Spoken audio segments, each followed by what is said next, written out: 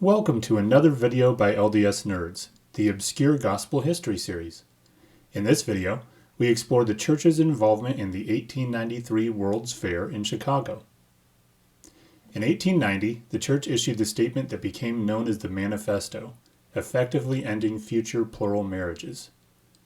After spending over 40 years in relative isolation in Utah, many members of the church sought ways to reshape the public persona of the church, gain allies, and of course spread the gospel by the late 1800s. Although they had almost never sought formal representation at such an event, members found an opportunity in the recent announcement of an upcoming World's Fair in Chicago to be held in 1893, celebrating the discovery of America, to be known as the Columbian Exposition. This World's Fair would prove to be a notable event, with over 27 million people attending during its 6-month exhibition at grounds in Chicago covering 690 acres. The Ferris wheel was introduced, Milton Hershey purchased the equipment that would start the Hershey Company at the fair, and alternating current electricity was showcased to the public here. The fair would offer buildings, booths, presentations, displays, and culture from the entire United States, and so a commission was chosen for planning Utah's involvement. Plans were made for a display representing Utah known as the Utah Building on site, and it was built over the next couple years and would eventually be manned by hundreds of saints.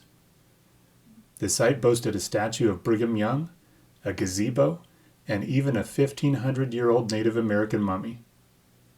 Displays were divided into departments representing Utah's cultural contributions and uniqueness, including mining, agriculture, ethnology, and a Utah Board of Lady Managers. The fair was attended by over 7,000 saints. Women leaders of the church, who had already been participating for years in various national women's organizations, were invited to participate in the World's Congress of Representative Women at the fair, and held sessions of both Relief Society and the Young Ladies Mutual Improvement Association, which non-members and reporters attended.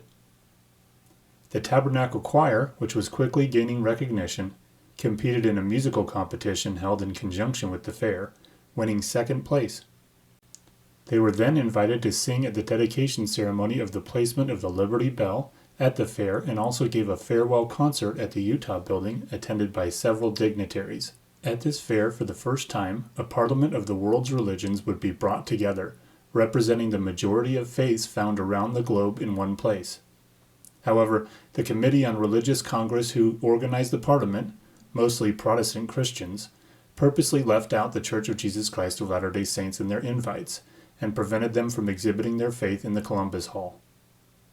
Elder Brigham H. Roberts, a member of the First Council of the 70 of the Church, advocated strongly for church involvement in the fair and this Parliament in the years leading up to the exhibition, including establishing an information bureau for the church.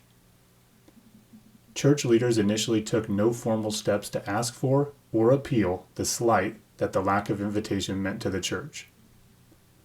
After the fair had begun, the First Presidency changed their minds and sent a letter directly to the head of the Congress, Charles Carroll Bonney, to appeal their exclusion in the event, and then sent Roberts to meet with the officials. Roberts discovered there was no space to establish the information booth this late into the event, and upon meeting with Bonney, learned that the Parliament leaders thought the church would prove disruptive and no good would come from its involvement in the fair. Roberts argued for reconsideration, and the committee headed by Chair John Henry Barrows said that Roberts would be allowed to read a paper on church beliefs at the Parliament. With the First Presidency by his side, Roberts attended days of speakers waiting for his turn to present. However, a controversial speech made by a Muslim representative on polygamy was used as the means to reverse the decision and uninvite Roberts from speaking in the main hall, and Roberts formally pulled his paper in protest. Merwin Marie Snell, Barrows' secretary, advocated for fair treatment of the church and later revealed at a Parliament session in front of the press that the church had been actively discriminated against by committee leadership, detailing the reversal of the decision to let Roberts read his paper in front of Parliament. This was followed by Roberts contacting Chicago newspapers to report how the church had been treated during the Parliament, and the news caught national attention. Despite the cold shoulder by existing prominent American Christians, more than 2 million people visited the Utah Building displays, and still others were exposed to other Utah exhibits throughout the fair. Participation in the fair, including presentations and performances, gained the church cultural exposure, press, and goodwill.